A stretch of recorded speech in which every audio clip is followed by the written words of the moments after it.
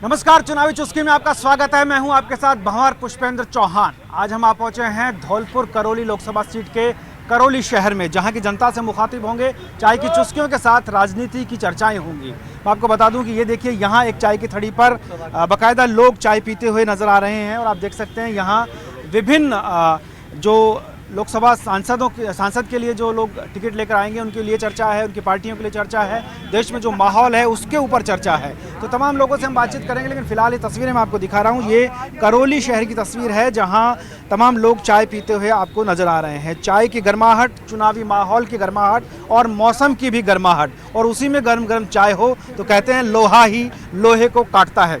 तो गर्म चाय के साथ चुनावी गर्म चर्चा हम यहाँ पर करेंगे। सबसे पहले मैं आपके पास आता हूँ। आप बड़ी चुनावी चुस्की ले रहे हैं, लेकिन राजनीति की ये चुस्की क्या कहती है? लोकसभा चुनाव हैं, जिस प्रकार हमने विधानसभा राजस्थान में जीतकर कांग्रेस की सरकार बनाई, हम हमारे कार्यकर्ताओं से और राजस्थान की जनता से यही उम्मीद करते हैं कि एक बार दोबारा भारत देश में कांग्रेस की सरकार बने। जो पिछले 60 साल से कांग्रेस का शासन है, जिसने कील से लेकर हवाई जहाज तक बनाया है, उस पर आज उंगलियां उठाई जा रही हैं। मैं पूछना चाहता हूं ऐसे आदमियों से जो हम देश में रहने वाले हमको देशद्रोही कह रहे हैं। ये हमको बताएं कि हम यहाँ पर रहें या बाहर जाएं। हम इंडिया के रहने वाले हैं, इंडिया में रहें या इंडिया के बाहर जाएं। हम उनसे पूछना चाह रहे हैं जो हमसे कहते हैं कि नहीं ये तो देशद्रोही हैं। हमने क्या देशद्रोही काम कर दिया? अरे कोई कानून है, बनते बिगड़ते रहते हैं। इसमें हर चीज़ में आप सैनिक, जब भारत ने पाकिस्तान को हराया था, 90 लाख सैनिकों का सिलेंडर करवाया था, तो कोई कांग्रेस किसी 90,000 सैनिकों का पाकिस्तानों का सिलेंडर करवाया, लेकिन किसी ने इसकी जिम्मेदारी किसी पार्टी ने ली, कांग्रेस ने ली, श्रीमती इंदिरा गांधी ने नहीं ली।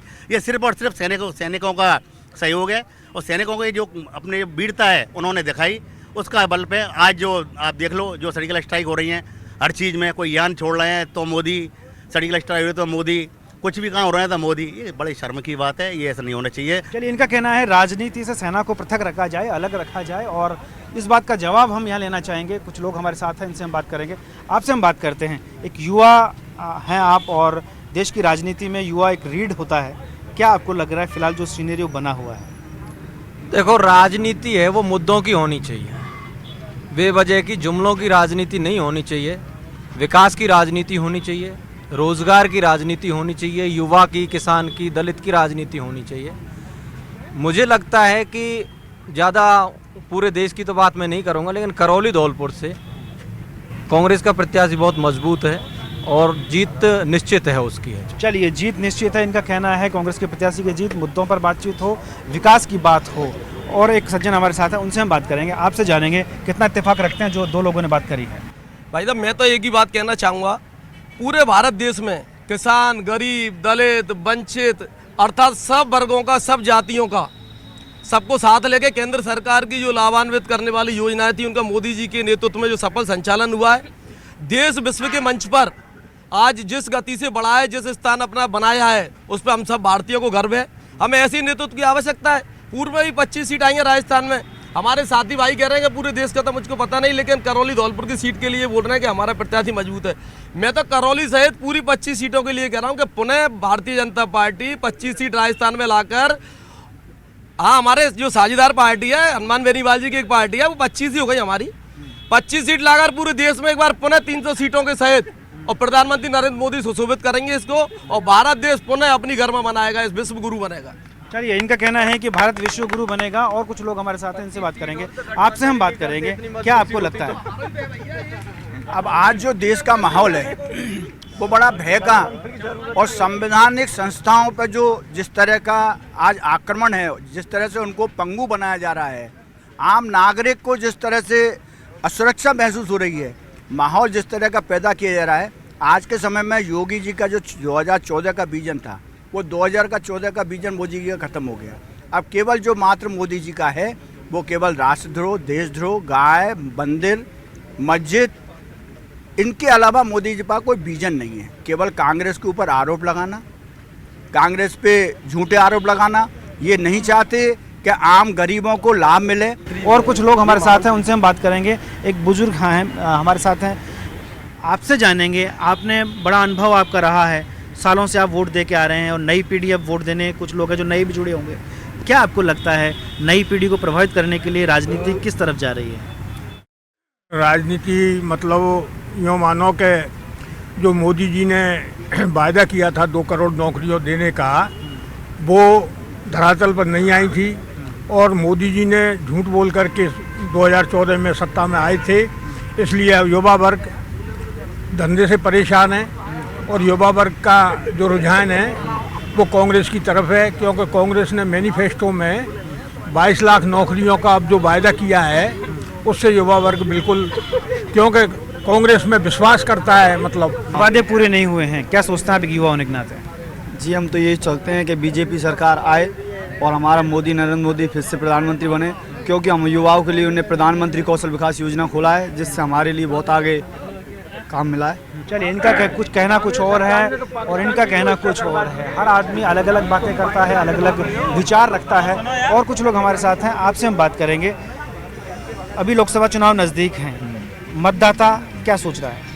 अब मतदाता ये सोच रहा है साहब कि कांग्रेस को ही वोट देंगे। अब क्या कारण है? ये झूठे वादे करे थे बीजेपी ने, सारे झूठे वादे करें, पूरे कोई पूर्ति नहीं करी इनने। झूठ बोल के सरकार चलाई है, अब भी झूठ बोल रहे हैं हर चीज़ में। हाँ, गाँवों में शहर में कहीं चले जाओ आप। किसानों की बात करें तो आप किसान बहुत दुखी है साहब, किसान को लाइट मिल नहीं रही है, इतना परेशान किसान, खाद बीजते सबसे 5 साल परेशान है, अब भी परेशान है किसान, बहुत ज़्यादा परेशान है। कहीं पानी की परेशानी है तो कहीं 10% कमीशन हेडपंप लग रहे हैं, सिंगल फीस ले रहे हैं। कब से है ये परेशान है? कब से? ये साहब 5 साल में पूरी परेशानी अब पता लगा है महसूस किसानों को। चलिए, अब इन्हें पता लगा है, परेशानियों से 2-4 हो रहे हैं। और कुछ लोग हमारे साथ हैं, आपसे बात करते हैं। क्या लगता है आपको, जिस तरह से यहाँ बातचीत चल रही है, क्या मुद्दे वो हैं जो जनता को लाभ देंगे, जिन पर पार्टियाँ आ रही हैं? ऐसा है, करौली धौलपुर जो आरक्षित सीट है, इस पे देश की नज़र बनी हुई है। मोदी जी ने जो सर्जिकल स्ट्राइक की थी अभी, उससे भी इतना फर्क पड़ा है कि सारे लोग मोदी मोदी जी गा रहे हैं। और विकास मोदी जी ने देखो सबको, गरीबों को गैस सिलेंडर दिए हैं, उज्ज्वला योजना में, मुद्रा लोन। बोले, आप बोले। हाँ, और 2014 की बात कर रहे हो, 2014 की बात कर रहे हो।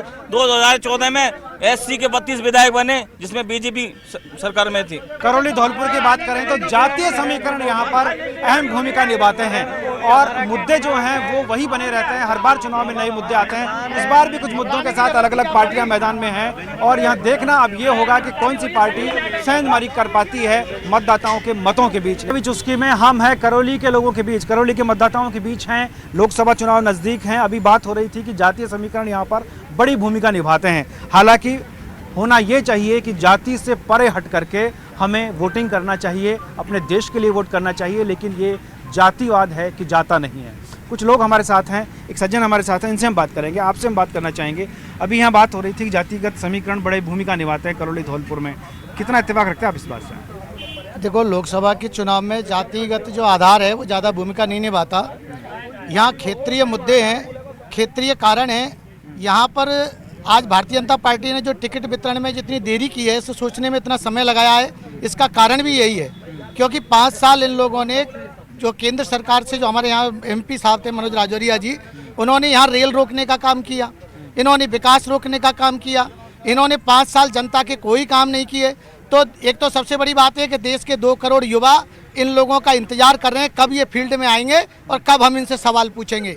2 करोड़ युवा इनका जो है इंतजार कर रहे हैं, देश के किसान इनका इंतजार कर रहे हैं। चलिए, जनता जो करेगी वो देखा जाएगा, लेकिन जनता इंतजार जरूर करती है। हर 5 साल बाद जनता को इंतजार होता है अपने उस उम्मीदवार के किए गए कार्यों का मूल्यांकन करने के बाद उसका रिजल्ट देने का, परिणाम देने का काम जनता का है। 5 साल वो इंतजार करते हैं और अब वही समय आ गया है जब जनता अपने मत से ये तय करेगी कि कौन उसके साथ था, कौन नहीं था, कितने वादे हुए, कितना विकास हुआ, नहीं हो पाया और आगे क्या करना है, ये तय किया जाएगा। एक सज्जन हमारे साथ है, आपसे हम बात करते हैं। क्या लगता है, अभी लोकसभा चुनाव नज़दीक है, करौली धौलपुर लोकसभा सीट जो है उसको किस तरह से देखते हैं आप? देखिए, भारत के अंदर इन 5 सालों में जिस तरह से विकास हुआ है, चारों तरफ रोडों का जाल बिछाया है। आज हम करौली धौलपुर की बात करें, मडराल चंबल का पुल हमारा काफ़ी समय से लंबित पड़ा हुआ था, आज उसके बनने के कगार पे है, उसका काम चालू हो गया है। और एक और मोदी जी ने जिस तरह से देश का मान सम्मान बढ़ाया है, 70 साल आज़ादी के बाद हमारी विदेशों में जो छवि थी आम आदमी उससे परिचित है, और इन 5 सालों में जो इंक्रीज हुआ है उससे भी आम आदमी बहुत ज़्यादा इंक्रीज पता है। सेना का मनोबल जिस तरह से आज बढ़ा है, कांग्रेस सरकार के टाइम में ये बात माना कि 71 में भी युद्ध हुआ, सेना हमारी कभी कमज़ोर नहीं रही, लेकिन बात नेतृत्व की है। उस समय नेतृत्व करने वाला नेता कौन था, आज नेतृत्व करने के लिए कौन खड़ा हुआ है? अकेले मोदी जी के दम पे आज भारत के अंदर हम ये चैलेंज के साथ कह सकते हैं कि कांग्रेस जो 470-80 सीटों पर चुनाव लड़ती थी अकेली, आज उसको पूरे देश के अंदर हर स्टेट के अंदर छोटी छोटी पार्टियों से गठबंधन करने की आवश्यकता महसूस हो रही है। इसका कहीं ना कहीं सीधा सीधा मतलब ये है कि वो उनको फेस करने की स्थिति में नहीं है। गठबंधन की जरूरत महसूस हो रही है कांग्रेस को, ये इनका कहना है, और अकेला चेहरा लेकर ये चल रहे हैं कि पार्टी का एक अकेला चेहरा है। और कुछ लोग हैं, आपसे हम बात करेंगे, आपको क्या लगता है?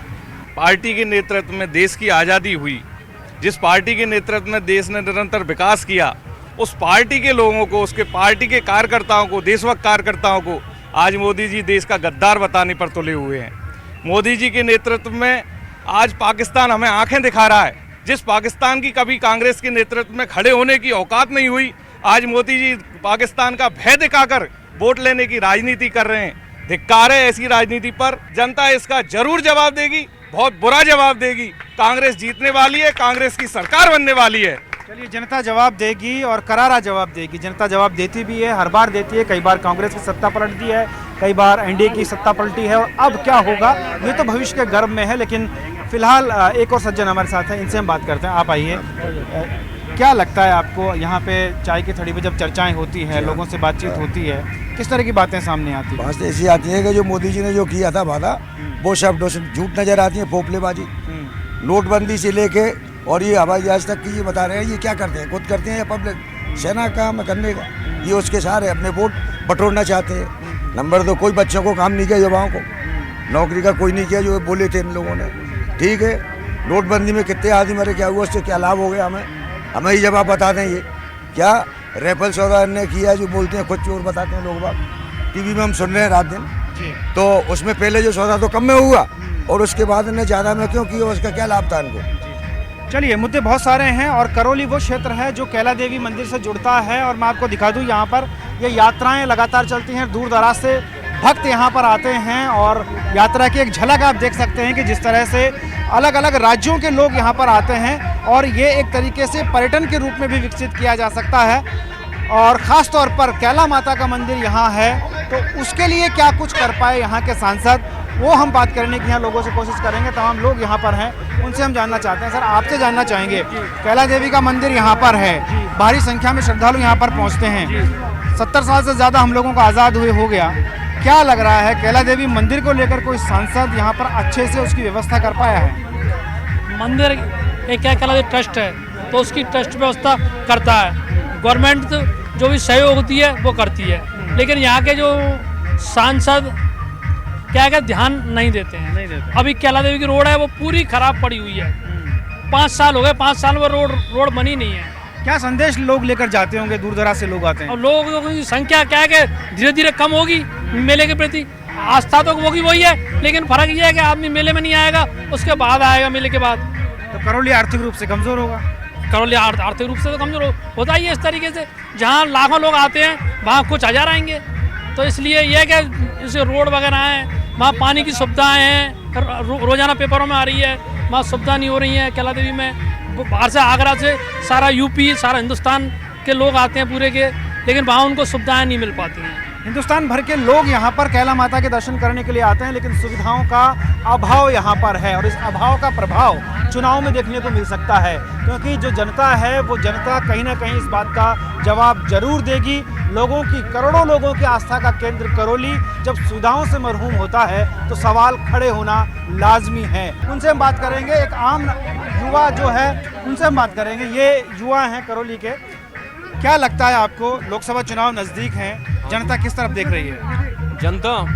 जनता देखो सबकी अलग अलग सोच है, सब अपने हिसाब से वोटिंग करती है, अपने मन का वोट है, किसी के दबाव का, किसी की जोर जबरदस्ती का कोई वोट नहीं है। तो पब्लिक क्या है कि गुप्त रूप से अपने मन की बात को मन में दबाए हुए बैठी है और इस चीज़ का कोई आंकड़ा नहीं लगाया जा सकता है। जो आंकड़े लगाने वाले हैं इन आंकड़ों का कुछ नहीं होता है। चलिए, इनका कहना है कि मतदाता अपने मन की बात बताता नहीं है और वाकई में मतदान भी गुप्त होना चाहिए, लेकिन जनता जब अपने मत के जरिए अपना कैंडिडेट तय करती है तो अच्छे अच्छे पॉलिटिकल पंडितों के अनुमान धाराशायी हो जाते हैं। एक और युवा हमारे साथ है, आपसे हम बात करेंगे। क्या लगता है मतदाता के मन की बात क्या है? मतदाता के मन की बात ये है कि मतदाता मन की बात को उजागर नहीं करता है, वो तो जब चुनाव होते हैं तभी अपने मन की बात को जाहिर करता है, ठीक है। और मैं तो यही कहूँगा कि सबसे बड़ी बात ये है कि इंसान सही होना चाहिए, बाकी वोट तो उसके हाथों की बात है भाई। सीधी सी बात ये है, मैं तो ना नरेंद्र मोदी की कहूँगा, ना कोई किसी पार्टी की कहूँगा, ना अशोक गहलोत की कहूँगा। बाकी जो इंसान जैसे कर्म करेगा वैसा फल भोगेगा, सीधी सी बात है। जो अच्छा करेगा उसके लिए हर जगह जगह ही जगह है। यहाँ बीजेपी और कांग्रेस वाले, बीजेपी वाले समझ रहे हैं कि सीट हम निकालेंगे, कांग्रेस वाले समझ रहे हैं हम निकालेंगे। ये जैसा कि विधानसभा में देखने को मिला, करौली धौलपुर लोकसभा जो है क्षेत्र, इसमें बहुजन समाज पार्टी की सीट निकलने वाली है। जैसा कि अभी राजस्थान जो चुनाव हुए थे विधानसभा के, जिसमें बहुजन समाज पार्टी ने बहुत अच्छा प्रदर्शन किया, इस बार हमको लगता है कि राजस्थान में बहुजन समाज पार्टी का बहुत अच्छा प्रदर्शन रहेगा और करौली धौलपुर लोकसभा जो सीट है उसको त्रिकोणीय मुकाबला है, जिसमें बहुजन समाज पार्टी को जीतने के ज़्यादा चांसेस लगते हैं। चलिए, इन्होंने एक बड़ी बात कही है और बड़ी बात यह है कि अगर हम इस लोकसभा की विधानसभा क्षेत्रों की बात करें तो यहाँ पर बसपा की सेंधमारी भी देखने को मिली है। विधानसभा चुनाव में एक सीट बसपा भी लेकर गई थी और ऐसे में अब जो दूसरी पार्टियां हैं उनकी निगाह यहाँ पर टिकी हुई है। जैसे कि मैं बार बार बता रहा हूँ, जातीय समीकरण यहाँ पर बड़ा अहम रोल निभाते हैं। और कुछ लोग हमारे साथ हैं, आपसे हम बात करेंगे, आप क्या सोचते हैं? देखो सर, यहाँ पे राजनीति है, राजनीति को फंडा एक दूसरे का चलता रहता है। कोई कहता है कि मोदी चोर है, कोई कुछ कह रहा है, लेकिन मैं तो एक सैनिक होने के नाते मैं इस चीज को कहता हूँ, जो मोदी ने किया है वो आज तक इंडिया में किसी ने नहीं किया और नहीं कर पाएगा। जो मैं आर्मी सैनिक होते हुए जो हमें पावर मोदी ने दी है, वो पावर किसी भी कांग्रेस पार्टी ने आज तक नहीं दी और नहीं दे पाएगी, ये मेरा वादा है। और ये बताते हैं मोदी चोर है, मोदी चोर नहीं, हम खुद चोर है। जो कहने वाला है वो खुद पहले चोर है, जब दूसरे को चोर बोलता है। चलिए, इनका कहना है कि बहुत पावर सेना को दी गई। चलिए, और कुछ लोग हमसे बात करते हैं यहाँ पीछे, आपसे क्या कहते हैं? आप पूछे जो ही बता देते हैं। लोकसभा चुनाव नजदीक हैं, अभी किस तरह का सिनेरियो यहाँ पर देखने को मिल रहा है इस लोकसभा क्षेत्र में? साहब, देश को आज़ाद हुए 70 साल हो गए और एकत्र राज कांग्रेस ने किया। कांग्रेस का भी राज देख लिया जनता ने कि ना तो गरीबी मिटाई, ना जात पात मिटाई, ना भ्रष्टाचार मिटाया, ना आतंकवाद इनके राज में पनपा। तो 5 साल मोदी को भी देख लिया। जितना भी जो इनके चुनावी एजेंडे में 2014 में था, पूरे एजेंडे में एक भी जगह किसी बात पे बीजेपी मोदी सरकार कहीं खरी नहीं उतरी। जनता अब विकल्प चाहती है और जनता विकल्प ढूंढ रही है, वो है विकल्प बहन मायावती। यानी कि बहुजन समाज पार्टी का राज आए, बहुजन समाज पार्टी का राज आए, तब जाकर के इस देश से भुखमरी, किसानों को सही लाइट, पानी, यानी कि सारी। पिछली बार तो यूपी में खुद मायावती जी एक सीट नहीं निकाल पाई थी। वो सीट का कारण है ईवीएम घोटाला। मिशन 25 नहीं था राजस्थान में, मिशन घोटाला था, ईवीएम घोटाला था। अगर ईमानदारी से चुनाव करा दें, क्यों नहीं मोदी जी तैयार हो रहे हैं? लेकिन विधानसभा में तो ये घोटाला नहीं हुआ। विधानसभा में कौन करा? विधानसभा ने तो पूरे जोन को देख लो, भरतपुर जोन में बीजेपी का सपाया। कहाँ गई मोदी लहर? बीजेपी का पूरा सपाया हो गया। आप ईवीएम की बात जो आप कर रहे हैं, अब यहाँ पर जब विधानसभा चुनाव हुए तब तो दूसरी पार्टी जीती है, फिर ईवीएम का घोटाला किसने किया? 14 की बात कर रहा हूँ मैं, 14 की बात कर रहा हूँ। मिशन 25 जो छोटे से लेकर बड़ा कार्यकर्ता आज कह रहा है नहीं कि मिशन 25 यानी 2500 सीट, वो 25 सीट जनता के द्वारा नहीं थी, ईवीएम घोटाला था। और चलिए, इनका कहना है ईवीएम घोटाला था। और कुछ लोग हमारे साथ हैं, उनसे हम बात करेंगे। चलिए बताइए, आप क्या कहना चाहते हैं? ना तो हम कांग्रेस साथ में, ना बीजेपी साथ में।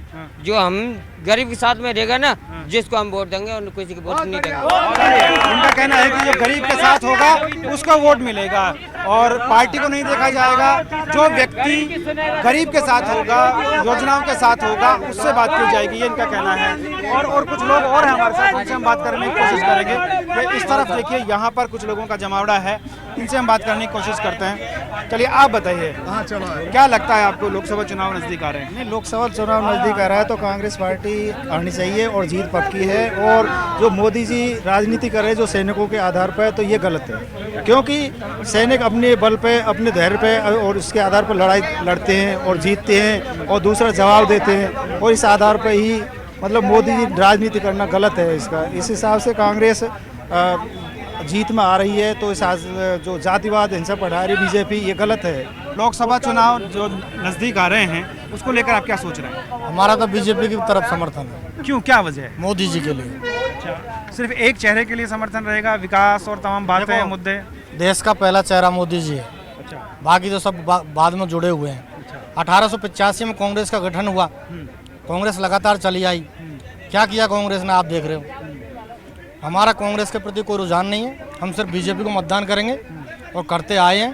चाहे किसी को भी टिकट दिया जाए, टिकट से हमें कोई मतलब नहीं, हम जाति विहीन समाज चाहते हैं, हमें जाति बंधनों में कोई मतलब नहीं है, हम सिर्फ बीजेपी को वोट देंगे। व्यक्ति को महत्व नहीं दिया जाए? नहीं, कोई महत्व नहीं। तो ये है मतदाता के मन की बात, जिनका कहना है कि कोई कहता है कि हम व्यक्ति को स्थान नहीं देंगे, पार्टी को स्थान देंगे। कोई कहता है पार्टी को नहीं, व्यक्ति को स्थान दिया जाएगा। तमाम बातें निकल कर आती हैं। लोग कहते हैं कि जो गरीब के साथ खड़ा है वो हमारा नेता है। कोई कहता है कि जो शिक्षा और रोजगार के लिए लड़ता है वो हमारा नेता है। तो कोई मूलभूत सुविधाओं की बात करता है। लेकिन कमोबेश लब्बो-लवाज यही आता है कि जो जनता के साथ, जनता के बातों के साथ, जनता के मुद्दों के साथ, विकास के साथ, शिक्षा के साथ, रोजगार के साथ है, जनता उससे दिल्ली पर आसीन करेगी। चाय की चुस्कियों के साथ चुनावी चुस्की में हमने आपको बताया कि क्या सोचती है करौली धौलपुर लोकसभा सीट की जनता। फिलहाल मुझे और मेरे साथी कैमरामैन घनश्याम और यासीन को दीजिए इजाज़त। नमस्कार।